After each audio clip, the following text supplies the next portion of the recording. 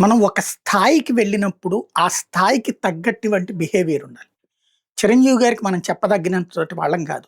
కానీ ఫిల్మ్ ఇండస్ట్రీలో ఉన్నటువంటి లోపాలని గురించి సరిచేయడానికి ఆయన సలహా ఇస్తే బావుంటది గానీ, లోపమే లేదు ఇదొక అద్దంలా ఉంటుంది అన్నటువంటి statement automatic controversy. Casting couch లేదు అన్నటువంటి. క్లీన్ చిట్ ఇచ్చేసారు ఫిల్మ్ ఇండస్ట్రీకి. ఏ అమ్మాయి అక్కడ ఎవరి దగ్గర పడుకోనక్కర్లేదు.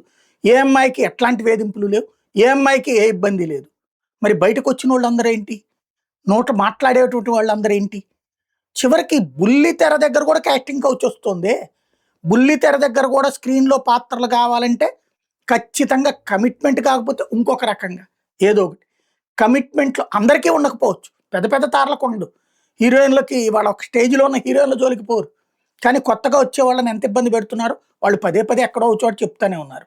ఇప్పుడు చిరంజీవి గారొచ్చే 'మనశంకర వరప్రసాద్‌ది' మంచి సంతోషంగా ఉన్నారు. ఫిల్మ్ ఇండస్ట్రీ అంతా సంతోషంగా ఉంది. అభిమానులు అంతా సంతోషంగా ఉన్నారు. ఆ టైంలో కెలుక్కోవాల్సిన అవసరం ఏముంది? సరే ఇప్పుడైతే చిన్మయి ఒక్కతే స్పందించింది. వెంటనే తనెట్లాగా ఇబ్బందులకు గురైంది అదంతా గుర్తు చేస్తా. లిరిసిస్ట్ తననెలా వేధించాడు ఏంటన్నది. సినిమాల్లో ఛాన్సు పదే పదే రావాలంటే కమిట్మెంట్ ఇవ్వాలి అన్నటువంటి అనేక మంది నటీమణులు ఓపెన్‌గానే చెప్పారు. అయినా కూడా ఏమీ లేదని చెప్పి క్లీన్ చిట్ ఇవ్వడం అంటే, ఎందుకు నెత్తినేసుకోవడం అది? ఆ దరిద్రులు ఎవడో ఏదో పని చేస్తున్నాడు. అలాంటి ఎదవల్ని మనం మార్చలేనప్పుడు మనం పనేదో మనం చేసుకుంటే పోతుంది. ఆ ఎదవలకి మనం సర్టిఫికేట్ ఇవ్వాల్సిన అవసరం ఏముంది? ఒకసారి ఆలోచించుకుంటే బావుంటదేమో.